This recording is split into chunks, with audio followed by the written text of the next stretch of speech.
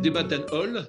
Bonjour tout le monde. Aujourd'hui, la voix off pose 7 questions, pas une de plus, pas une de moins, à Michel Priziac, président de l'Association des écrivains bretons et auteur, entre autres, d'une bio consacrée à celle que l'on surnomma la duchesse au sabot d'Emermat Michel Priziac. Vous voyez, j'essaye de parler breton.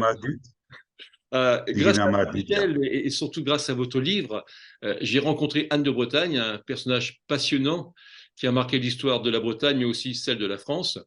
Votre bouquin semble privilégier les dates importantes, la chronologie, les événements essentiels, au détriment peut-être des anecdotes de la petite histoire de la femme qu'était Anne, ses goûts, ses peurs, ses rapports avec les autres, notamment avec la cour du roi de France.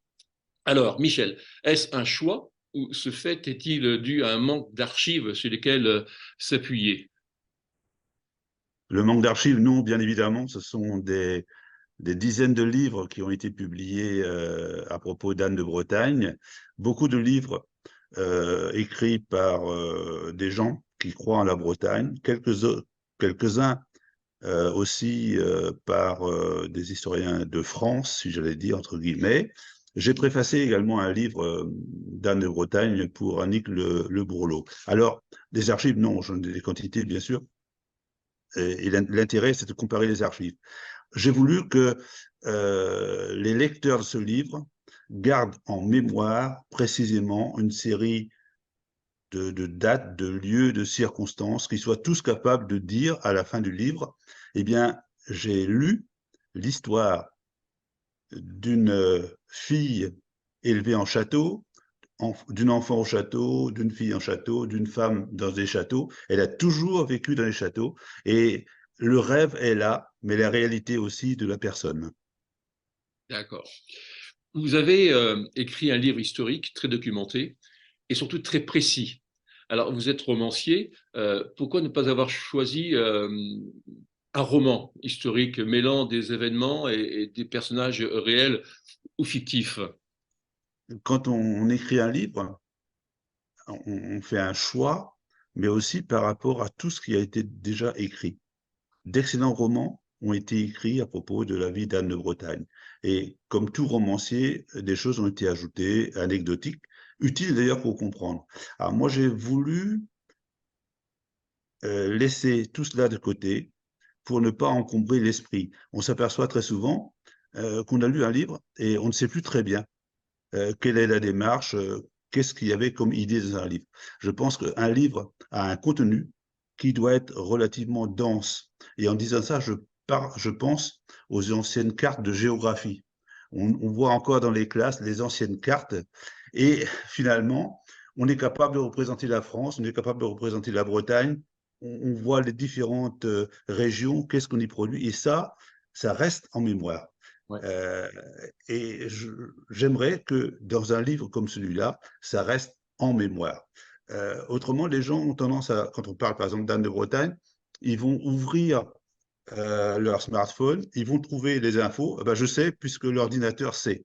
Et je pense qu'on est capable aussi d'enregistrer nous-mêmes euh, certains certains éléments qui sont en fait notre capacité à parler aux autres, notre capacité à comprendre, notre capacité à juger des situations les unes par rapport aux autres. Et après avoir lu ce livre-là, j'aimerais bien que la duchesse Anne soit mieux connue dans sa vie et dans ce qu'elle représente. En tout cas, qu'on s'en souvienne, que ce soit incrusté dans la mémoire humaine. C'est vrai, on dirait que vous avez pris comme un tamis, tout l'excédent est tombé du tamis, en fait, et n'est resté que l'essentiel. En fait, c'est ce que j'ai retenu, moi. Et d'ailleurs, j'ai retenu beaucoup de choses grâce à ça. Le fait que tout le reste, pas le superflu, mais le en plus, est parti comme ça, et il est resté vraiment ce qu'il faut retenir, quoi. D'où j'ai l'expression l'autre jour, j'ai dit, c'était un Anne de Bretagne pour les nuls, parce qu'on a vraiment l'essentiel en mémoire après, quoi. Pour L'image est excellente et votre analyse est parfaite. c'est pas péjoratif hein, pour les nuls. Non, non, non, du tout, du tout. Non, non. L'histoire du tamis, c'est exactement ça, comme la farine, en fait. Oui, Les c'est ça, premiers ouais. tamisages, c'était la farine, quoi. Il ne reste que la farine prête à utiliser. Ouais. Alors, Michel, vous êtes auteur, vous êtes un homme de radio, vous êtes un chroniqueur. Avec ce nouveau livre, vous vous considérez comme un historien, comme un raconteur d'histoire narrant encore et toujours cette région ou ce pays qui est le vôtre et dont il est amoureux? Ben, les deux, bien sûr, comme dirait l'autre, parce que l'histoire, il faut les fondamentaux. Il faut comparer tout ce qui a été écrit par les uns et par les autres. Il faut comprendre l'histoire. Il faut se reporter à l'époque où ça a été écrit, et c'est très, très important. Mais comment voulez-vous qu'on parle de quelque chose sans raconter en partie? Et il y a une part de conte, de raconte. Si on veut faire passer un message par la parole, c'est la manière de le dire qui n'est pas forcément la manière littéraire poussée avec des mots qu'on ne comprend pas. C'est simplement un langage courant.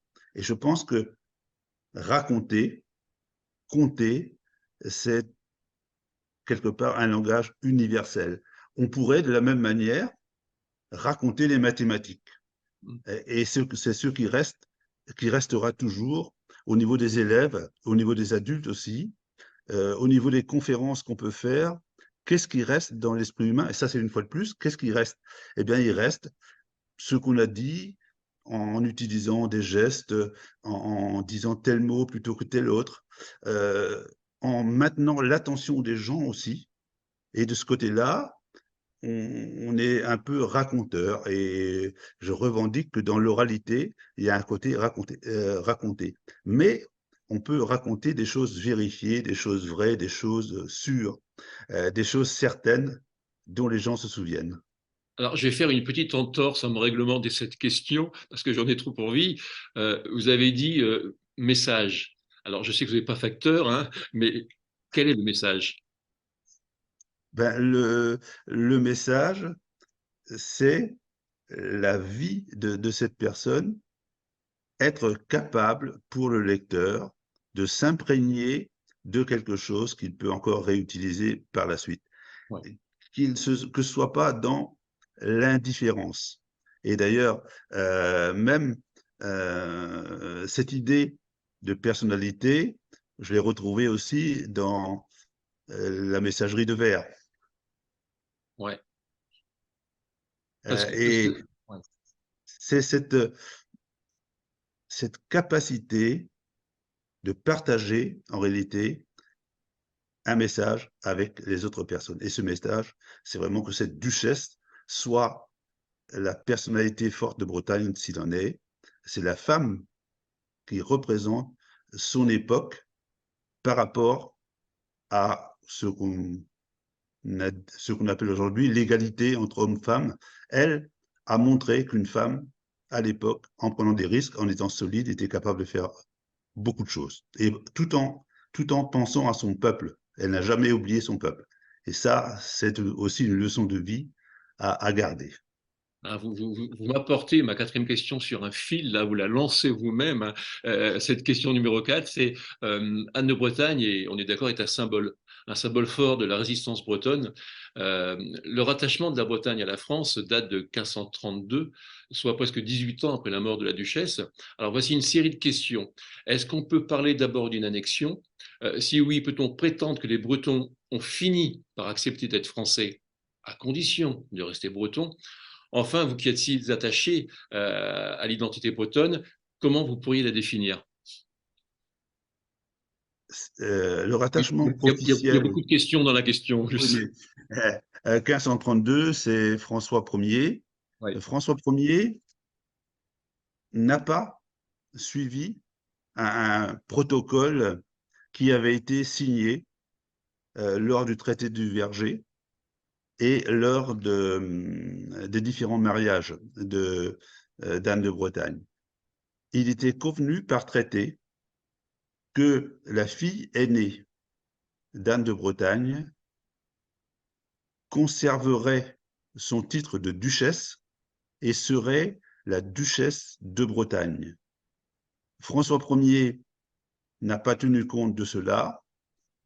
Certains historiens disent même qu'il avait le papier, mais qu'il l'a déchiré pour qu'il n'y ait pas de traces. Et à l'époque, on ne pouvait pas avoir d'autres traces. De toute façon, il avait décidé de le faire. Donc c'est lui, finalement, qui a fait en sorte que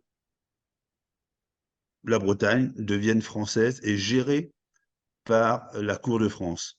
Auparavant, déjà, Louis XII gérait officieusement, oui, officiellement, mais officieusement, la Bretagne. En réalité, c'était Anne qui gérait l'ensemble du duché de Blois, gérait aussi une partie de la France en même temps, parce que quand on est époux, on ne va pas dire que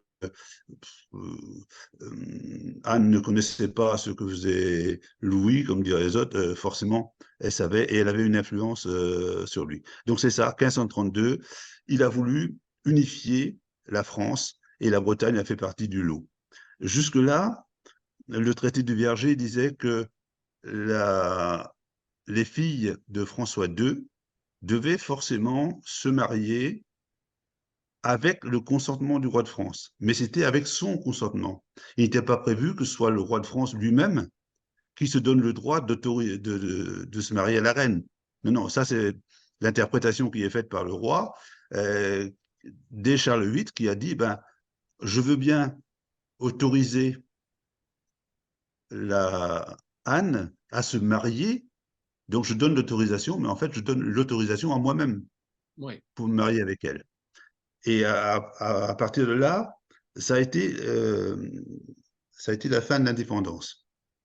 On note quand même que la Bretagne a dû combattre pour maintenir son indépendance pendant très longtemps. Euh, Après, c'est la taille qui a fait que pas facile d'entretenir des guerres de cette nature-là. Un peu de trahison aussi, d'une certaine noblesse qui était pensionnée par le roi de France et finalement qui n'a pas réellement défendu la Bretagne. Mais quand même, aujourd'hui encore, on a des traces. Lorsque Anne de Bretagne, par exemple, a donné la gratuité de traverser de la Loire aux commerçants, aux marchands, de façon qu'ils ne payent pas la traversée, qu'ils ne payent pas le bac, c'était déjà une liberté de circulation sans payer en quelque sorte.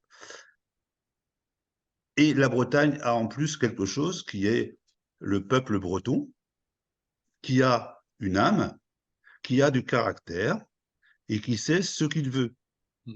Une région comme la nôtre, qui a pu tenir pendant des siècles indépendante, la province, avec une force de caractère formidable, une province revendiquée par l'Angleterre, l'Espagne était proche, à la limite, pourquoi pas l'Autriche, enfin le grand empire d'Autriche. Il y avait plein de choses comme ça. Et Anne, si elle rêvait de ça, même d'un grand empire par un mariage de sa fille Claude avec un empereur pour faire un grand empire, elle voulait néanmoins garder à tout prix la Bretagne, sa Bretagne, son peuple.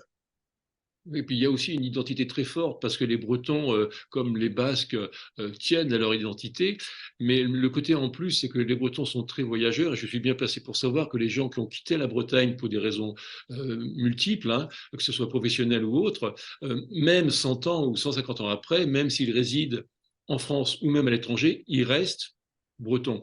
C'est ce que j'ai vu moi avec ma famille et c'est ce que je vois avec moi aussi. Je suis chez moi ici, même si je suis arrivé ici en fait vraiment pour vivre il y a pas très longtemps, alors que je vivais ailleurs, mais je restais quand même breton dans l'âme et dans le cœur surtout.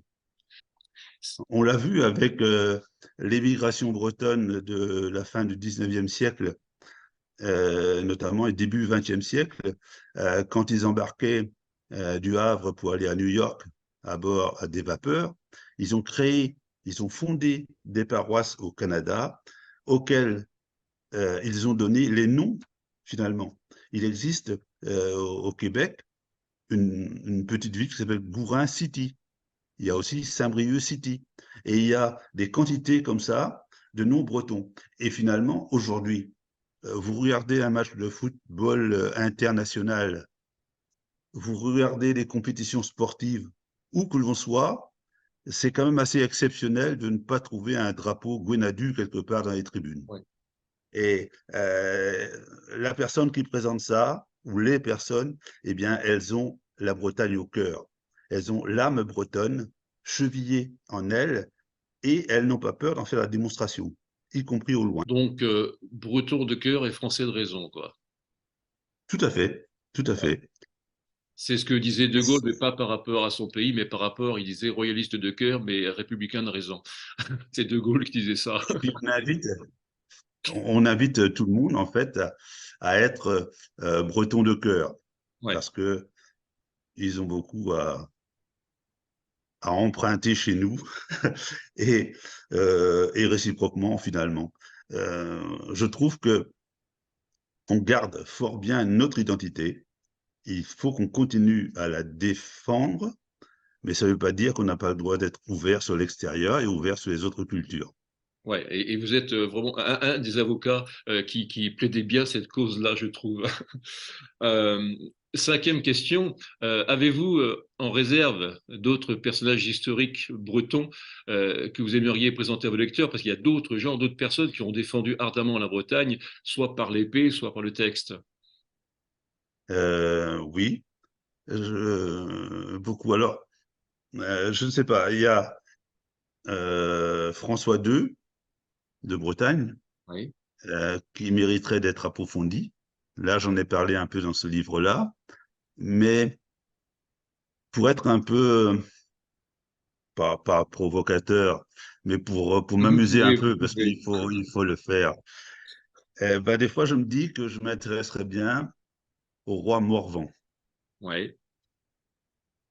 parce que son château était à Priziac, Ah, justement là, et qui a eu un rôle important. On l'a un peu oublié, comme tous ces rois anciens, mais quand même, sur ces rois des Bretons et les rois de Bretagne, lui a eu un rôle très, très important. Il a été remis un peu en l'honneur par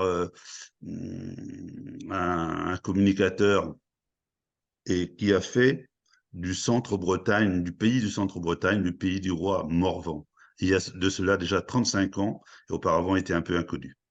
oui, d'ailleurs, il apparaît assez rapidement. Moi, j'ai fait quelques recherches justement sur les personnes qui ont pu défendre la Bretagne et sur les rois bretons. Et Morvan apparaît quand même assez rapidement dans les moteurs de recherche, hein. On Ouais, commence à ouais, s'intéresser à lui quand même. Et ouais, ce je vais serait. tranquillement, j'attends le bouquin. Alors, justement, tiens, vous travaillez très certainement sur un nouvel ouvrage. Est-ce qu'il est indiscret de vous demander le thème? Non, non, non, il y a pas. C'est pas indiscret du tout. C'est quelque chose que j'ai envie de faire depuis longtemps, euh, qui me conforte justement dans mon souhait de faire de l'histoire en fait vraie, vraie, en partant du principe que l'histoire s'est faite à la campagne. Les villes sont créées aux dépens de la campagne, et bien des gens ont dit ça avant moi, à tel point que là où se sont passés des événements importants de l'histoire, de notre histoire aussi, eh bien, ce ne sont plus que des hameaux, des villages, même il ne reste rien. Vous avez aujourd'hui les châteaux du Xe siècle, il y a une motte de terre, et puis on ne sait pas qu'est-ce qui s'est passé. Alors, ce serait quelque chose qui parlerait de la campagne, peut-être des années 50-60, c'est une période qui m'est chère, 50-60, mais uniquement sur la base du vécu, du vu ou de l'entendu. Pas le cousin de mon cousin m'a dit que, il a entendu dire. C'est j'ai participé à une veillée quand j'étais petit, voilà comment ça se passait. J'ai chez moi connu la terre battue un jour. Mes parents ont dit on va faire du ciment. J'ai vu faire le ciment. Voilà comment ça se passait. Et en mettant, j'ai beaucoup d'éléments déjà là-dessus, hein, et ce sont des témoignages directs. Voilà, c'est pas ajouté. Et si vous voulez, c'est un peu comme Anne de Bretagne. Ce sera quelque chose de facile à comprendre, dont on se souviendra. Je n'ajouterai pas d'anecdotes, même si elles sont marrantes parfois, mais c'est vrai qu'on se dise vraiment comment se passaient les actes de la vie quotidienne quelles étaient les relations humaines entre les gens de cette époque, les conflits, mais aussi une solidarité énorme. Et ça, bon, oui, oui, je sais avancer, mais après, il faut élaguer, voilà. C'est donc sans doute un des tout premiers ouvrages, avec un autre que j'ai démarré, et alors assez fantastique. J'ai fait bon, ce qu'on appelle monographie, mais enfin pour moi c'est aussi des livres d'histoire sur les communes. Eh bien, ce sera l'histoire de la plus petite commune de Bretagne, qui s'appelle Locquenvel, dans les Côtes-d'Armor, 69 habitants. Et là, c'est plus un travail, là, vous me parlez donc de votre projet, là, sur l'histoire des campagnes, de la campagne, d'une période relativement proche, quand même, les années 50-60. C'est plus un travail d'historien, c'est un travail de témoin, en fait. Vous êtes un témoin, là, un témoin de votre époque. C'est De notre ça. époque, parce que même si vous êtes un peu plus âgé que moi, 50, j'étais pas né, mais 60, j'étais né, donc c'est mon époque Ouais. aussi. Un Oui, travail de témoin, parce que des gens ont vécu cette époque-là, ont pu vous le raconter, vous l'avez vécu, donc on reste les derniers témoins des chroniques des années frontières, quoi, un petit peu. absolument. Euh, une, euh, Ce sont des années d'une richesse incroyable, qui ont vu des transformations inouïes, quoi. Ouais. Inouïes, vraiment, dans tous les domaines. Et alors là aussi, beaucoup ont été écrits là-dessus, ben, chacun rajoute. Et puis c'est vrai que le côté romancier a quand même tendance à prendre le dessus assez vite, quoi. On voudrait dire ce qu'on aurait aimé voir, et en fait, pof, il y a un témoignage qui revient à une autre réalité et qui dit, eh ben oui, mais c'était pas tout à fait comme ça. Ouais, ouais, ouais. Et je vais vous poser une question qui n'était pas prévue, hein, mais je sais que Mmh. vous serez tout à fait capable d'y répondre. Pouvez-vous nous présenter l'AEB? Ouais, c'est une bonne question. L'AEB, eh bien, c'est une association d'écrivains. Disons, ce sont des écrivains, ce sont des auteurs qui ont tous publié. Pour adhérer à l'AEB, il faut d'une part se reconnaître breton, avoir publié et surtout avoir un parrainage. C'est absolument fondamental. Non seulement ça n'empêche pas d'avoir des adhérents, mais ça fait en avoir davantage. Nous sommes 315 aujourd'hui, et lorsqu'on voit les, le diplôme, plus encore que les diplômes, les compétences des gens qui sont à l'AEB, c'est quelque chose de fantastique. Il faut continuer notre évolution pour une reconnaissance. Sinon, on est assez vite catalogué parmi les gens anciens parce que l'association a été créée dans les années 70. Oh ouais, ben, ils sont restés comme ça, comme dans le temps. Et en fait, on n'est plus comme dans le temps et il faut qu'on continue à évoluer. On est écrivain de Bretagne, mais on est nous-mêmes, on est des personnes, et des personnes, j'allais dire, dans le vent. On n'est pas des personnes dépassées par les réalités, on est toujours là, toujours là, toujours là. À tel point que, peut-être un scoop, mais quand même, je pense que je proposerai au conseil d'administration de l'AUB d'évoluer d'association d'écrivains de Bretagne à écrivains de Bretagne, Ouais. comme ça l'est dans le logo. Parce que association, c'est bien, mais en communication, Ça donne un côté pour faire, amateur. oui, écrivain de Bretagne, et puis ben, continuer, ben, comme vous le faites, Jean Benjamin, et comme le font beaucoup d'autres, cette modernité nécessaire. Et pour terminer tout à fait, euh, l'association doit, enfin l'AEB, doit aller vers la reconnaissance d'une lecture régionale. Je m'aperçois que dans tous les domaines, on cherche les produits locaux, on cherche les produits de proximité, et dans le livre, on ne peut pas faire ça, on continue à chercher le livre de Paris. Et ça, il y a quelque chose là d'incompréhensible. Voilà. Et donc, il faut qu'on continue notre communication et nos compétences et les faire valoriser, les faire valoir. Alors, notre temps imparti est en train de filer, là, je le vois sur mon écran. Il me reste à vous dire, Michel Trougarez et Kenavo. Ja, Kenavo Michel, Kenavo Arrête, Jean-Benjamin.